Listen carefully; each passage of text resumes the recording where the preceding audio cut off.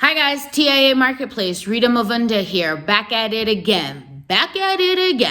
So today I'm just gonna be talking about talking, right? Talk. What's Rihanna's song? Oh, work. Okay, anyways, the whole point of this whole business thing is talk. Ask. When we first started our business here, I didn't know anything, right? I really didn't. I got a lot of people who have asked me from the beginning where it's like, yeah, but how did you know to ask this question? How did you know who to talk to? Like, how did you start? How did you know? And, it's kind of weird because I never really thought about that until we kept getting asked these questions, or rather, when I kept getting asked these questions. And I think, you know what it is? I just talk a lot. I talk a lot. I got a whole lot to say. Now, I don't need to hear myself talk before any of y'all get like smart in your mouths, but I talk a lot and I ask a lot of questions, and I'm not afraid to ask a question. I'm not afraid of sounding stupid. I'm not afraid of sounding like I don't know. And I'm going to keep asking you until I understand, right? So for instance, originally, like when we first started, I was asked but how did you know what business licensing to get? How did you know what warehouse to go to? How did you know? I just talked.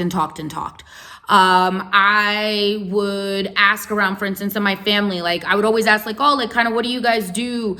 What's your line of business? How do you work? And through all of that talking, I found a family friend where they were in distribution and warehousing and wholesale. And I was like, oh, cool. And I was like, well, do you mind if maybe one day I just take you out for coffee? Can you just kind of run me down what your day-to-day life is like? What do you do? How do you do it?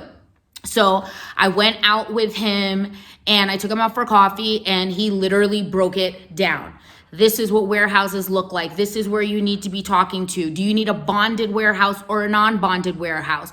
Bonded warehouses let you store your things, and when you take it out, that's when you pay for all your duties and your fees and all of the other extra things that happen with importation. And that's really how I learned how to understand about warehousing.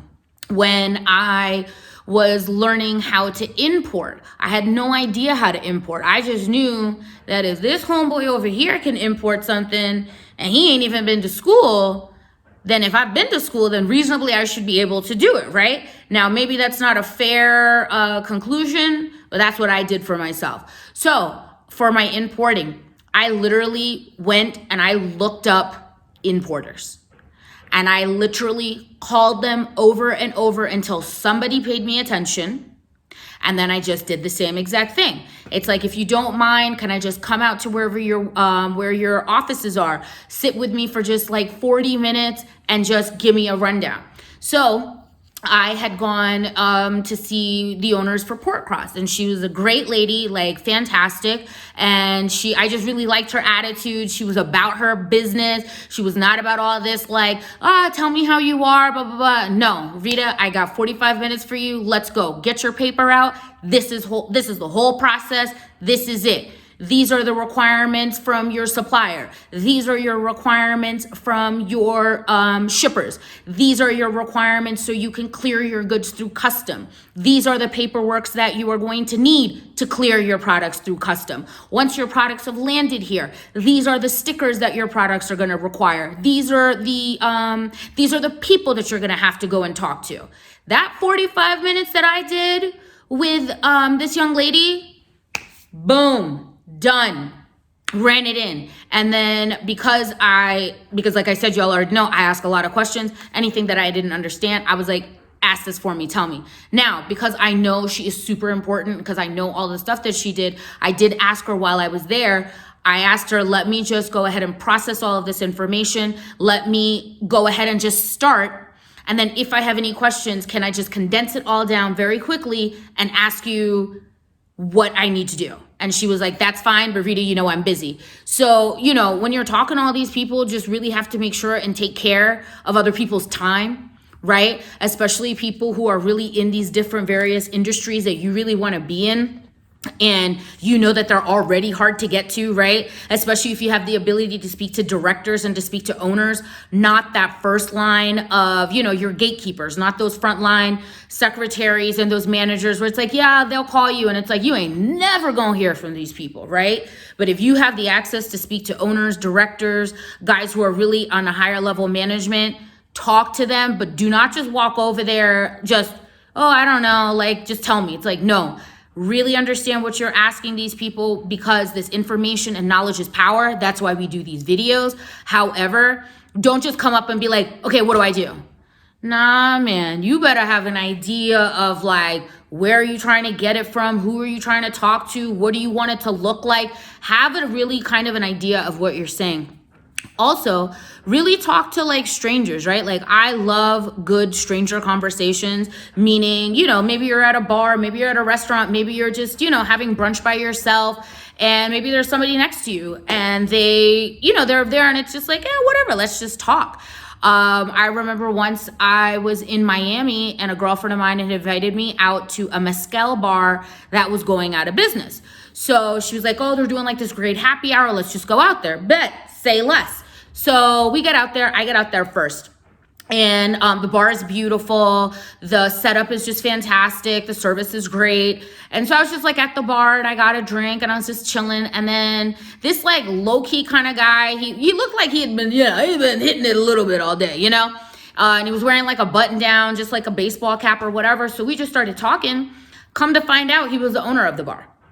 And he had to shut down his operations because he didn't shut down his operations. What he had to do was he had to stop production on a certain line of his products, right? So he was a Mexican and he was just, he had a bar in Miami and he had a vineyard in Mexico and they were making Cabernet Sauvignon. And, it's one of my faves. If you ever want to send me a bottle, just let me know. Anyway, so he was making Cabernet Sauvignon in Mexico. And what he had made a mistake is that he overproduced. And so while we were kind of talking, he was just kind of telling me kind of what the liquor business was like for him, what it was like to import from Mexico into the States. And he was telling me, be really, really particular with how much inventory you have on deck, right? Really try to keep your inventory as lean as possible, right? Meaning, once you really understand how much is going out to your consumers, how much do you have to supply yourself, keep that amount that you're keeping in your warehouse to a minimum so that you don't end up having a large amount of quantity that's sitting there. So you're not paying a lot of storage charges. So you're not paying for a lot of movement of that product in and out. So at that time, when he was telling me all of that, we hadn't really started the business, but law of attraction. What you put out there and all the things that you want to learn, it's really nutty. All of a sudden, the people that you're going to start to meet are going to be in these industries, right? So,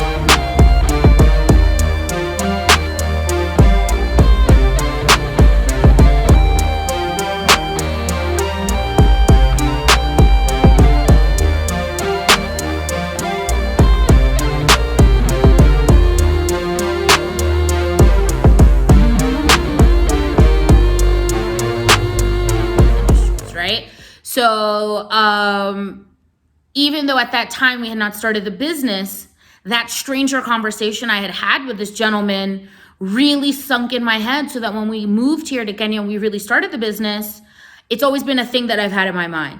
Being really mindful to not have a lot of stock on deck, because I didn't want to be like this guy, right? Where now we had to offload all of this product. Unfortunately, because the vitamin C market has bottomed out, we are in that position right now. So we do have a lot of stock in the warehouse. However, it's a good learning lesson and it's a good thing to be able to put into practice. And again, I wouldn't have really understood or learned that had I have not just been like talking to people. Another, like just a little small one, right? For instance, locally in the market, doing your deliveries, right? So I used to do a lot of our deliveries using the car. And my finance was like, Rita, we got to find ways to cut this cost. And I was like, yeah, but what do we do? And she was like, well, maybe we should start using the motorcycles. At that time, I had never used a motorcycle. I had never been on the back of one of them. I'd seen a lot of horrible accidents in the market. Like, y'all, I have seen people just fall off the back of these motorcycle, crack and bust their heads on the ground, got blood all over. I remember once seeing some guy, it was like 8 o'clock in the morning. He done bust himself off of that motorcycle. His ankle detached, his whole foot detached at the ankle from his leg on the road. Literally, he was lying on the road, y'all. He had a stump for a leg. It was all this blood. And then there was a foot. Like, I'm not trying to be funny, but I've seen enough of that to know that maybe this ain't for me. However, I was like, wait, but she's right. We got to figure this out. And so because I had never ridden on the back of a motorcycle, because I had not experienced what it would be like that, I also didn't really know how to approach a motorcycle rider to be able to create a deal so they could do my deliveries, right? Because everything I was talking to him about was in relation to being in a car and car expenses, the places that cars can go, how fast you can get your deliveries, how many deliveries you can do. It reduces when you're in a car because you got to deal with traffic, you got to deal with all those other things, unlike a motorcycle where you could do many deliveries small because they can just whip in and out of traffic. So all of a sudden there was this one day the universe opened it up to where I ended up having to take a motorcycle, and that was last year, September. Changed my life. Happy 1 year anniversary to me.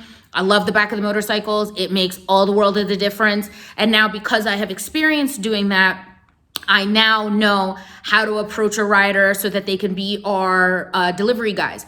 One thing I've definitely learned in the market, and I'm just going to throw it out there, always have backups. Don't just think that because you got one delivery guy, you're good. Nah, man, have a couple of them backed up.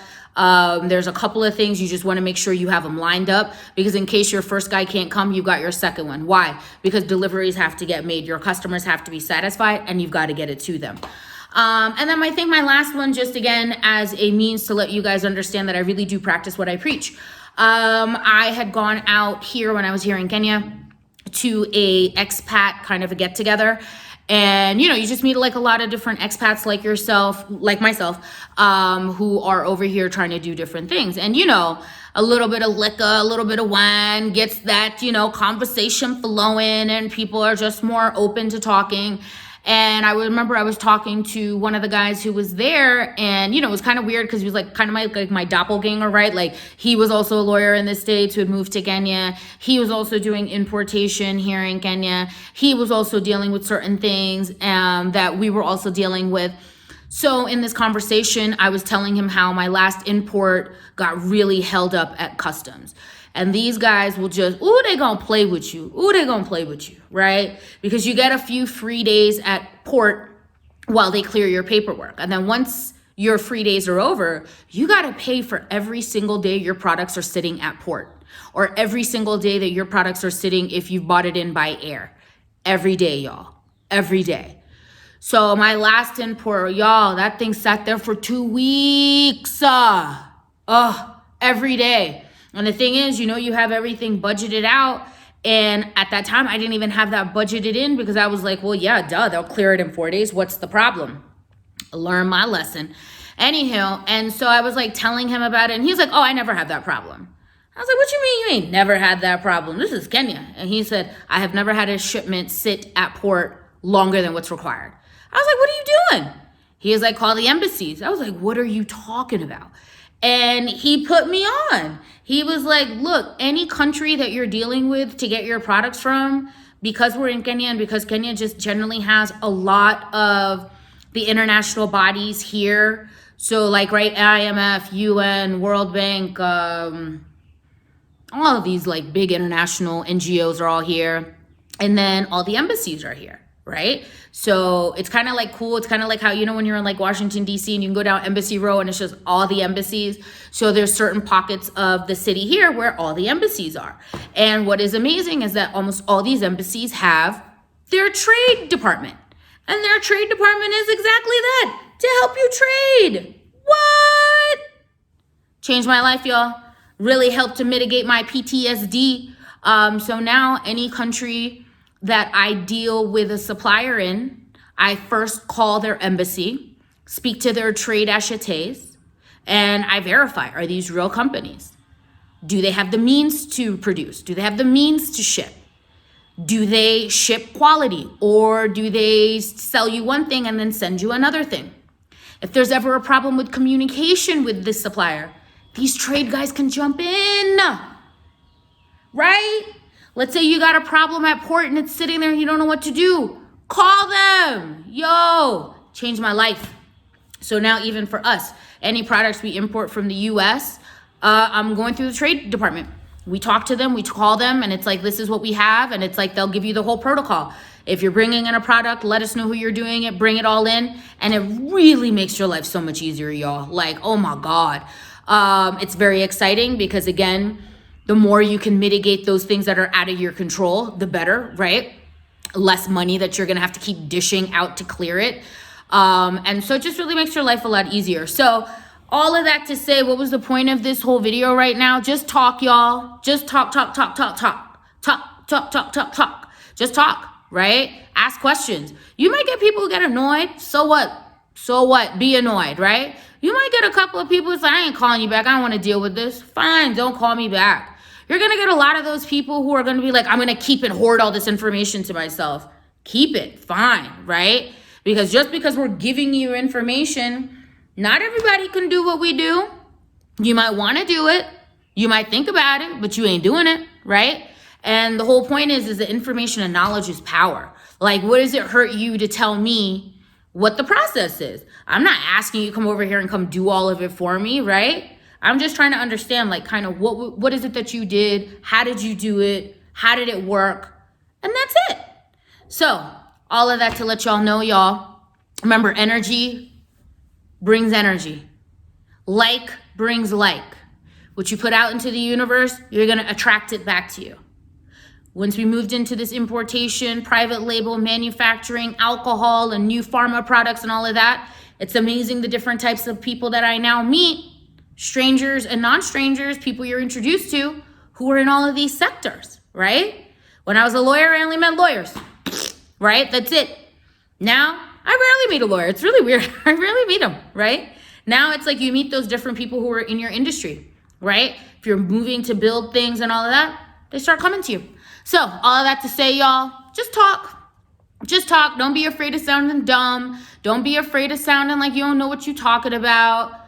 That's what the whole point of information and collecting knowledge is. You want to make yourself as knowledgeable as possible so you can make the different choices that you have to, right? And that's all I got, y'all. Tashana, Investment Africa, TIA Marketplace. Like, subscribe, let your friends know. We're out here. Let me know if you guys want to hear anything else. I'll talk to y'all later. Bye.